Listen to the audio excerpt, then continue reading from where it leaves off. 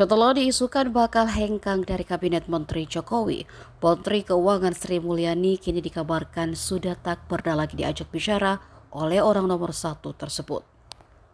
Isu ini dihembuskan juru bicara Timnas Anies Baswedan Muhaimin Iskandar Iwan Tarigan yang mengungkapkan jika ada jarak antara Sri Mulyani dan Jokowi kini.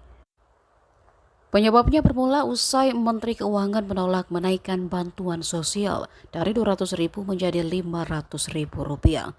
Menanggapi hal ini, staf khusus Menkeu Justinus Prastowo mengatakan Sri Mulyani masih menghadiri beberapa rapat internal dan rapat terbatas di istana, sebagaimana terlihat di akun Instagram mantan Direktur Pelaksana Bank Dunia itu.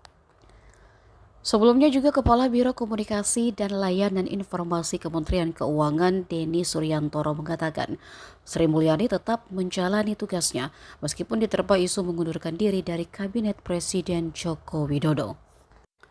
Sri Mulyani juga sebelumnya sempat dimintai tanggapannya mengenai isu tersebut. Namun Sri Mulyani hanya menjawab jika dirinya masih kerja. Sri Mulyani kemudian tersenyum merespon wacana tersebut, termasuk saat ditanya mengenai isu dirinya yang berseberangan dengan Prabowo Subianto.